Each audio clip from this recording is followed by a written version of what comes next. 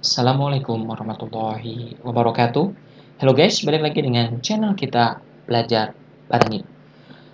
Oke, pada video kali ini kita bakal ngelanjutin pembahasan dari video kita sebelumnya. Masih membahas tentang Undang-Undang Nomor 17 Tahun 2019 tentang sumber daya air untuk part kedua, yaitu dari pasal 26 sampai dengan pasal 50. Seperti pada video sebelumnya, bisa teman-teman lihat semua pada sebagian kanan ini adalah bagian dari pasal-pasalnya, kemudian bagian ke kiri ini adalah penjelasan dari pasal-pasalnya. Dan ini sebenarnya ada pada satu dokumen yang sama ya. Jadi pada undang-undang itu memang akan ada penjelasan dari pasal-pasal, dari bunyi pasal-pasal yang ada di atasnya. Nah, di bawahnya itu biasanya ada penjelasan. Oke, mari kita mulai aja. Bismillahirrahmanirrahim. Kita mulai dari pasal 26. Pasal 26. Ayat 1. Konservasi sumber daya air dilaksanakan pada mata air, sungai, danau, waduk, rawa, daerah imbuhan air tanah, cekungan air tanah, daerah tangkapan air, kawasan suaka alam, kawasan pelestarian alam, kawasan hutan, dan kawasan pantai. Ini maksud dengan daerah, penjelasannya, yang dimaksud dengan daerah imbuhan air tanah adalah daerah resapan air yang mampu menambah air tanah secara alamiah pada cekungan air tanah. Kemudian pasal 27 tentukan lebih lanjut mengenai konservasi sumber daya air sebagaimana dimaksud. Nah, pasal 24 sampai dengan pasal 26 diatur dengan peraturan pemerintah. Kemudian kita selanjutnya ke bagian ketiga, pendaya gunaan sumber daya air. Pasal 28 ayat 1. Pendaya gunaan sumber daya air ditujukan untuk memanfaatkan sumber daya air secara berkelanjutan dengan prioritas utama untuk pemenuhan air bagi kebutuhan pokok sehari-hari masyarakat. Ayat kedua, dalam hal masih terdapat ketersediaan sumber daya air yang mencukupi untuk kebutuhan. Sebagaimana dimaksud pada ayat 1, prioritas pemenuhan kebutuhan air selanjutnya dilakukan untuk pemenuhan air bagi kebutuhan irigasi untuk pertanian rakyat.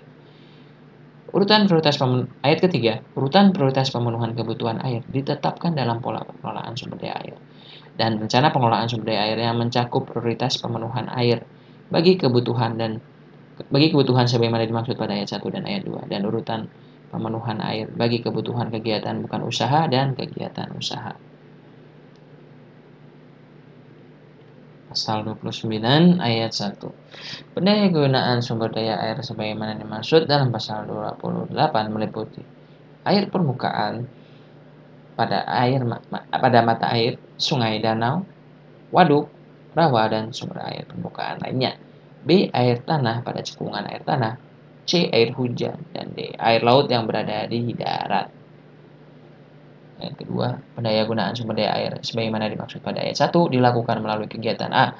Penata gunaan sumber daya air. B. Penyediaan sumber daya air. C. Penggunaan sumber daya air. Dan D. Pengembangan sumber daya air.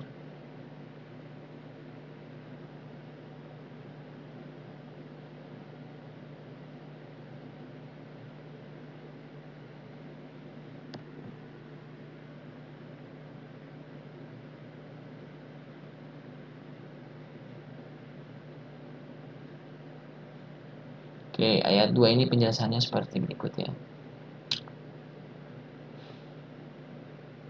Seperti dapat teman-teman baca gitu pada layar sebelah kiri.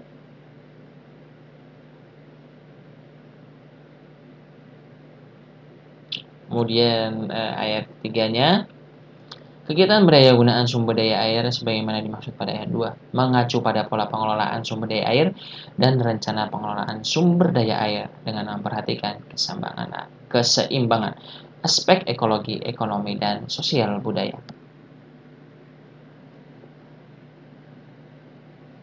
Pasal 30 ayat 1. Pendaya gunaan sumber daya air untuk kegiatan usaha sebagaimana dimaksud dalam pasal 28 ayat 3 yang dilakukan dalam suatu wilayah sungai dengan membangun dan atau menggunakan saluran transmisi hanya dapat dilakukan untuk wilayah sungai lainnya jika ketersediaan air melebihi keperluan penduduk pada wilayah sungai yang bersangkutan.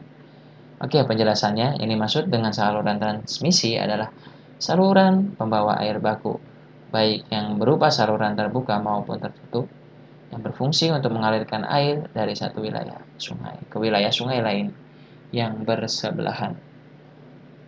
Ayat kedua, pendayagunaan sumber daya air untuk kegiatan usaha sebagaimana dimaksud pada ayat 1 didasarkan pada pola pengelolaan sumber daya air dan rencana pengelolaan sumber daya air wilayah sungai yang bersangkutan dengan melibatkan para pemangku kepentingan terkait. Kemudian masuk ke pasal 31, dalam keadaan memaksa pemerintahan pusat dan atau pemerintah daerah mengatur dan menetapkan penggunaan sumber daya air sebagaimana dimaksud dalam pasal 29 ayat 2 huruf C untuk kepentingan konservasi, persiapan pelaksanaan konstruksi dan pemenuhan prioritas penggunaan sumber daya air. Penjelasannya yang dimaksud dalam keadaan memaksa ini apa? Yaitu adalah keadaan yang bersifat darurat, yakni keadaan sukar atau sulit yang tidak tersangka-sangka yang memerlukan penanggulangan segera. Nah, ini penggunaan sumber daya air untuk kepentingan konservasi misalnya adalah untuk penggelontoran sumber air di kawasan perkotaan yang tingkat pencemarannya sudah sangat tinggi atau terjadinya keracunan.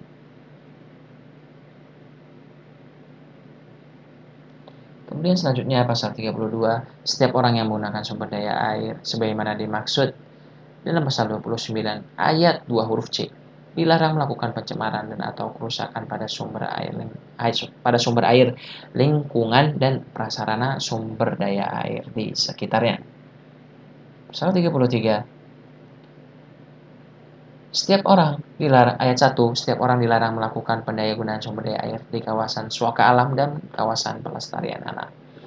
Ayat 2, larangan pendayagunaan sumber daya air sebagaimana dimaksud pada ayat 1 dikecualikan bagi orang perseorangan untuk pemenuhan kebutuhan pokok sehari-hari yang tidak dimanfaatkan sebagai bentuk usaha. Pasal 34, ketentuan lebih lanjut mengenai pendayagunaan sumber daya air sebagaimana dimaksud dalam pasal 28 sampai dengan pasal 33 diatur dengan peraturan pemerintah. Kita selanjutnya masuk ke bagian keempat, pengendalian daya rusak air. Pengendalian daya rusak air dilakukan secara menyeluruh yang mencakup upaya pencegahan, penanggulangan, dan pemulihan. Ayat kedua, pengendalian daya rusak air sebagaimana dimaksud pada ayat 1 diutamakan pada upaya pencegahan melalui perencanaan pengendalian daya rusak air yang disusun secara terpadu dan menyeluruh dalam pola pengelolaan sumber daya air. Ayat ketiga, pencegahan daya rusak air sebagaimana dimaksud pada ayat 1 ditujukan untuk mencegah terjadinya bencana yang diakibatkan oleh daya rusak air.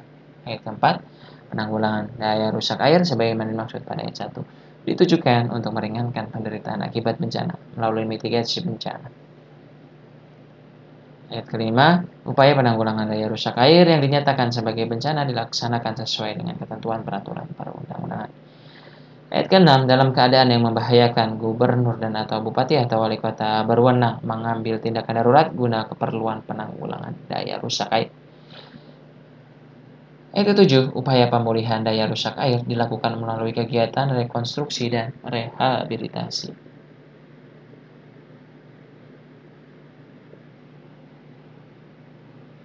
Nah, ini penjelasannya dari pasal 35. Seperti bisa teman-teman baca. Kemudian, nah ini yang dimaksud dengan daya rusak air ini antara lain berupa apa aja? Banjir, erosi, dan sedimentasi, tanah longsor, banjir lahar dingin. Kemudian perubahan sifat dan kandungan kimiawi, biologi, dan fisika air. Terancam punahnya jenis tumbuhan dan atau satwa, wabah penyakit, tanah ambles, intrusi, dan atau perembesan.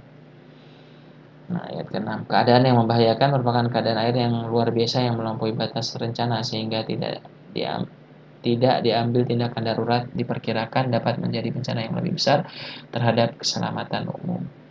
Jika tidak diambil tindakan darurat diperkirakan dapat menjadi bencana yang lebih besar terhadap keselamatan umum. Oke, selanjutnya pasal 36. Setiap orang dilarang melakukan kegiatan yang dapat mengakibatkan terjadinya daya rusak air. Pasal 37, ketentuan lebih lanjut mengenai pengendalian daya rusak air sebagaimana dimaksud dalam pasal 35, diatur dengan peraturan pemerintah. Bagian kelima, tahapan pengelolaan sumber daya air. Paragraf 1 umum. Pasal 38, tahap pengelolaan sumber daya air meliputi A. Perencanaan pengelolaan sumber daya air, B. Pelaksanaan konstruksi prasarana sumber daya air dan pelaksanaan non-konstruksi. C. Pelaksanaan operasi dan pemeliharaan sumber daya air. Dan D. Pemantauan dan evaluasi pengelolaan sumber daya air. Paragraf kedua, perencanaan pengelolaan sumber daya air. 139. Pemerintah pusat dan atau pemerintah daerah sesuai dengan kewenangannya menyusun pola pengelolaan sumber daya air untuk terselenggaranya pengelolaan sumber daya air yang dapat memberikan manfaat yang sebesar-besarnya bagi kepentingan masyarakat. Ayat kedua, pola penyelenggaraan sumber daya air sebagaimana dimaksud pada ayat 1 disusun berdasarkan wilayah sungai dengan prinsip keterpaduan antar sektor dan antar wilayah serta keterkaitan penggunaan antara air permukaan dan air tanah. Ayat ketiga, pola pengelolaan sumber daya air sebagaimana dimaksud dalam pasal 2 diuraikan lebih lanjut dengan rencana pengelolaan sumber daya air sebagai acuan pelaksanaan pengelolaan sumber daya air jangka panjang. Oke, ayat 4, 5, 6, 7, 8 ini bisa teman-teman baca. Kemudian penjelasannya ada di layar sebelah kiri. Selanjutnya masuk ke paragraf 3, pelaksanaan konstruksi prasarana sumber daya air dan pelaksanaan non-konstruksi. Pasal 40 ayat 1, pelaksanaan konstruksi prasarana sumber daya air dan pelaksanaan non-konstruksi dilakukan oleh pemerintah pusat dan atau pemerintah daerah sesuai dengan kewenangannya berdasarkan program dan rencana kegiatan. Oke, penjelasannya nih.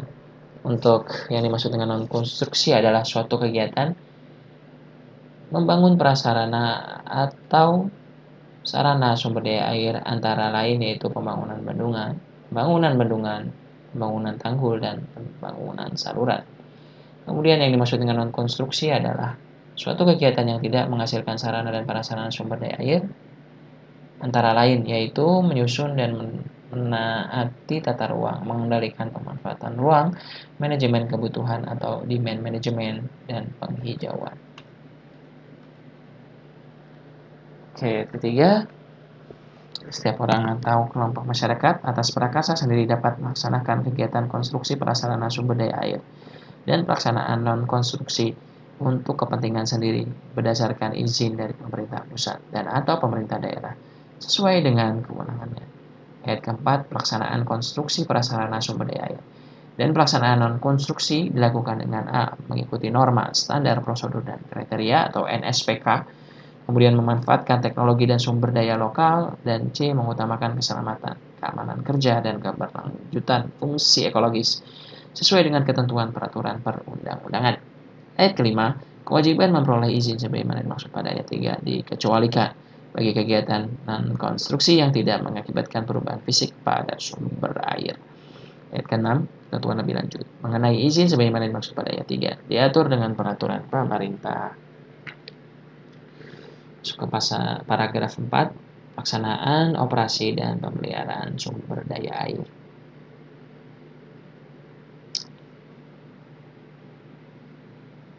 Oke, ayat 1, pelaksanaan operasi dan pemeliharaan sumber daya air. Terdiri atas pemeliharaan sumber air, serta operasi dan pemeliharaan prasarana sumber daya air. Pelaksanaan operasi dan pemeliharaan sumber daya air sebagaimana dimaksud pada ayat 1 meliputi pengaturan, pelaksanaan, pemantauan, dan evaluasi untuk menjamin kelestarian fungsi serta manfaat sumber daya air dan prasarananya.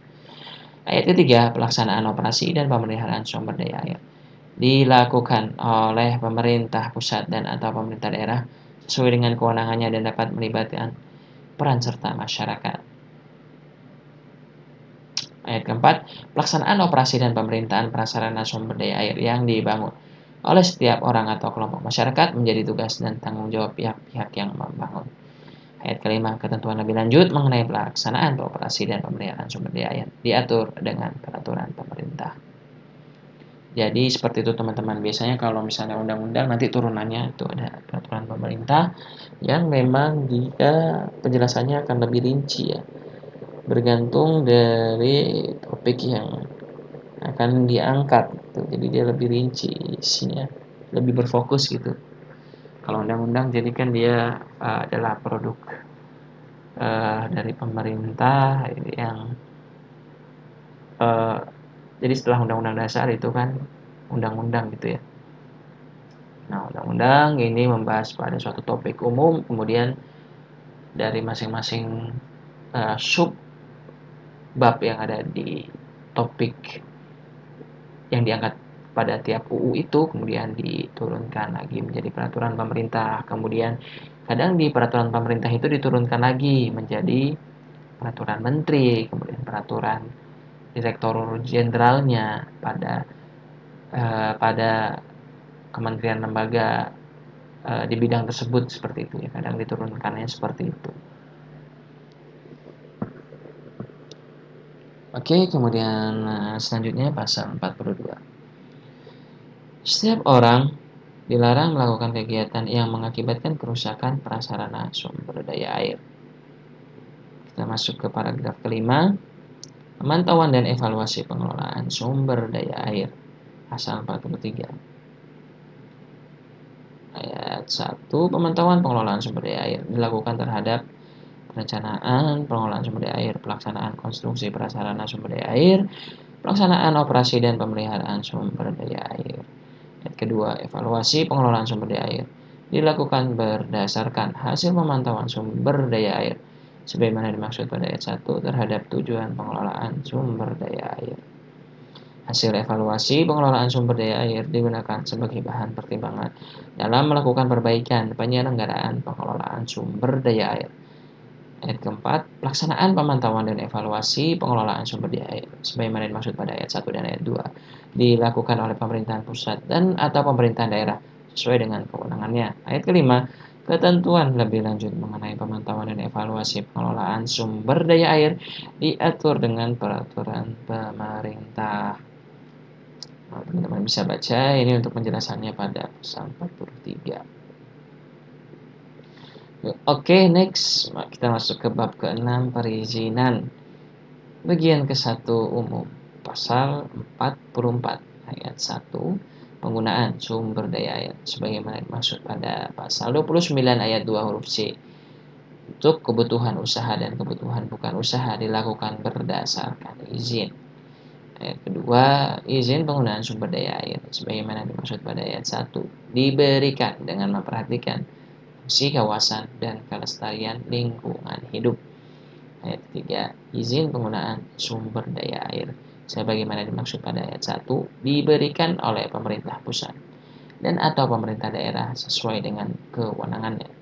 Ayat keempat, izin penggunaan sumber daya air sebagaimana dimaksud pada ayat 2 tidak dapat disewakan atau dipindah tangankan baik sebagian maupun seluruhnya.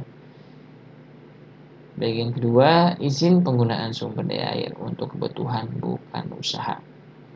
Pasal 45, izin penggunaan sumber daya air untuk kebutuhan bukan usaha terdiri di atas. A. Izin penggunaan sumber daya air untuk memenuhi kebutuhan pokok sehari-hari diperlukan jika. Nah, ini poin 1 2. Cara penggunaannya dilakukan dengan mengubah kondisi alami sumber air dan atau 2. Penggunaannya ditujukan untuk keperluan kelompok yang memerlukan air dalam jumlah yang besar. B. Izin penggunaan sumber daya air untuk pemenuhan kebutuhan pertanian rakyat diperlukan jika 1. Cara penggunaannya dilakukan dengan mengubah kondisi alami sumber air dan atau 2. Penggunaannya untuk pertanian rakyat di luar sistem irigasi yang sudah ada. C. Izin penggunaan sumber daya air untuk pemenuhan kebutuhan bagi kegiatan selain untuk memenuhi kebutuhan pokok sehari-hari dan pertanian rakyat yang bukan merupakan kegiatan usaha. Selanjutnya kita masuk ke bagian ketiga, izin penggunaan sumber daya air untuk kebutuhan usaha. Oh ya teman-teman, ini untuk menjelaskan pasal 45 ya, seperti teman-teman bisa baca di layar sebelah kiri teman-teman. Kita masuk ke bab 3, izin penggunaan sumber daya air untuk kebutuhan usaha. Ini pasal 46 ayat 1-nya. Penggunaan sumber daya air untuk kebutuhan usaha diselenggarakan dengan memperhatikan prinsip. Nah, ini poin A sampai poin F ini teman-teman semua. Untuk perizinan ini penting banget ini ya. Ini penting banget ini untuk diketahui. Ayat kedua, penggunaan sumber daya air untuk kebutuhan usaha ditujukan untuk meningkatkan kemanfaatan sumber daya air bagi kesejahteraan rakyat. Ayat ketiga, penggunaan sumber daya air untuk kebutuhan usaha sebagaimana dimaksud pada ayat 2 dilakukan dengan mengutamakan kepentingan umum. Oke, pasal 47 ayat 1. Penggunaan sumber daya air untuk kebutuhan usaha dapat diselenggarakan apabila air untuk kebutuhan pokok sehari-hari dan pertanian rakyat telah terpenuhi, serta sepanjang ketersediaan air masih mencukupi. Ayat kedua, penggunaan sumber daya air untuk kebutuhan usaha dilakukan dengan memperhatikan fungsi sosial dan lingkungan hidup, serta terjaminnya keselamatan, kekayaan negara, dan kelestarian lingkungan. Oke, ayat kedua dari pasal 47 ini yang dimaksud dengan terjaminnya keselamatan kekayaan negara adalah mencegah hilangnya atau dikuasainya sumber daya air oleh pihak tertentu akibat penggunaan sumber daya air bagi kegiatan usaha. Pasal 48. Penggunaan sumber daya air untuk kebutuhan usaha sebagaimana dimaksud dalam pasal 47 diselenggarakan berdasarkan rencana penyediaan air dan atau zona pemanfaatan ruang pada sumber air yang terdapat dalam rencana pengelolaan sumber daya air dengan melibatkan para pemangku kepentingan terkait. Oke, penjelasannya dari sebelah kiri dari pasal 48. Kemudian masuk ke pasal 49 ayat 1, penggunaan sumber daya air untuk kebutuhan usaha sebagaimana dimaksud dalam pasal 47 dapat berupa penggunaan A. Sumber daya air sebagai media. 2. B. Air dan daya air sebagai materi. C. Sumber air sebagai media. Atau D. Air, sumber air, dan atau daya air sebagai media dan materi. Ayat kedua, penggunaan sumber daya air untuk kebutuhan usaha sebagaimana dimaksud pada ayat 1 wajib memiliki izin. Ayat ketiga, pemberian izin dilakukan secara ketat dengan urutan prioritas A. Pemenuhan kebutuhan pokok sehari-hari bagi kelompok yang memerlukan air dalam jumlah yang besar. B. Pemenuhan kebutuhan pokok sehari-hari yang mengubah kondisi alami sumber air. C. Pertanian rakyat di luar sistem irigasi yang sudah ada. D. Penggunaan sumber daya air untuk kebutuhan usaha guna memenuhi kebutuhan pokok sehari-hari melalui sistem penyediaan air minum. E. Kegiatan bukan usaha untuk kepentingan publik. F. Penggunaan sumber daya air untuk kebutuhan usaha oleh badan usaha milik negara, badan usaha milik daerah, atau badan usaha milik desa. Dan G. Penggunaan sumber daya air untuk kebutuhan usaha oleh badan usaha swasta atau perseorangan. Nah, ini ya, pemberian izin dilakukan secara ketat dengan urutan prioritas pada berikut. Poin A sampai poin G. Kemudian izin penggunaan sumber daya air untuk kebutuhan usaha sebagaimana dimaksud pada ayat 2 dapat diberikan untuk A. Titik atau tempat tertentu pada sumber air. B. Ruas tertentu pada sumber air. Atau C. Bagian tertentu pada sumber air. Yang kelima, izin penggunaan sumber daya air untuk kebutuhan usaha sebagaimana dimaksud pada ayat 4 dapat diberikan kepada A. Badan usaha milik negara, B. Badan usaha milik daerah, badan usaha milik desa, koperasi, badan usaha swasta, atau perseorangan. Nah, dan untuk penjelasan dari pasal 49 bisa teman-teman baca pada layar sebelah kiri video ini. Oke, selanjutnya kita masuk ke pasal 50. Izin penggunaan sumber daya air untuk kebutuhan usaha dengan menggunakan air dan daya air sebagai materi sebagaimana dimaksud dalam pasal 49 ayat 1 huruf B yang menghasilkan produk berupa air minum untuk kebutuhan pokok sehari-hari diberikan kepada badan usaha milik negara, badan usaha milik daerah, atau badan usaha milik desa penyelenggara sistem penyedia air minum. Oke, penjelasannya dari pasal 50. Ini maksud dengan air minum untuk kebutuhan pokok sehari-hari adalah air minum yang diselenggarakan melalui sistem penyediaan air minum, tidak termasuk air minum dalam kemasan. Air minum dalam kemasan merupakan produk manufaktur untuk memenuhi segmen pasar demi kepraktisan dan gaya hidup. Oke, kita telah sampai pasal 50, berarti berakhir sudah video kita kali ini. Kepada teman-teman, bila merasa video ini bermanfaat, bisa teman-teman share kepada teman-teman kalian yang lainnya atau pada saudara kalian. Terima kasih telah menonton. Jangan lupa like, komen, dan subscribe-nya. Semoga sukses dan sehat selalu untuk kita semua. Thank you for watching. Wassalamualaikum warahmatullahi wabarakatuh.